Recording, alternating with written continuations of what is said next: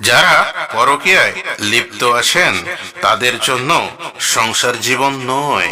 তারা তো শুধু আকাশের পরীর মতো উড়তে জানে, কোথাও বাসা বাঁধতে জানে না। তাই একটা সরল সাদা সিধে ছেলের জীবন নষ্ট না করাই ভালো। একটি মেয়ে যখন অন্য একটি বাড়িতে নতুন বউ হিসাবে যায়, তখন তাকে লক্ষ্মী রূপে বরণ করা হয়। তার জন্য অন্যান্য খরচ হয় অনেক বেশি, যা দেখে পাড়া প্রতিবেশীদের চোখ উপরে উঠতে থাকে। কিন্তু সেই বউ যদি পরকীয়ায় লিপ্ত হয়, তাহলে তার সম্মানটা আর আগের মতো থাকে না। স্বামী স্ত্রীর মধ্যে বিবাদটা তখনই হয় যখন দুজনকে সামান্য কথা কাটাকাটি হতে বড় ধরনের গন্ডগোলের রূপ নেয়। দুজনেই কেউ কাকেও বোঝাতে পারে না, আর রাগ গোসা দুজনেরই বেশ কয়েকদিন চলতে থাকে। স্বামী স্ত্রীর প্রেম আর আগের মতো থাকে না যখন তাদের কোলে একটি সুন্দর ফুটফুটে বাচ্চা আসে।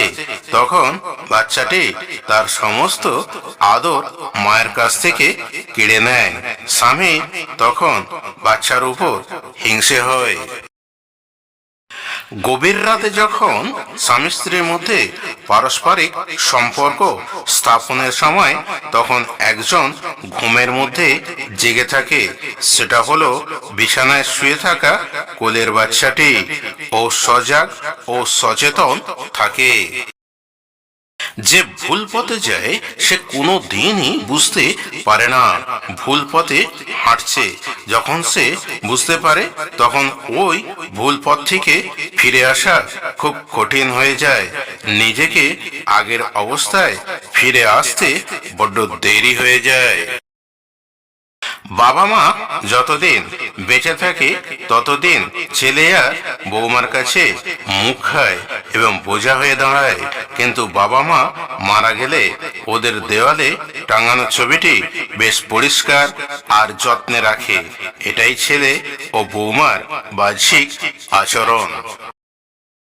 পরকীয়া স্ত্রীকে জড়িয়ে ধরাচ্ছে বিছানার পাশে পড়ে থাকা পাশ বালিশ বা কোল বালিশটাকে জড়িয়ে ধরা অনেক ভালো, কারণ বালিশ কোনো দিনও বেইমানি করবে না।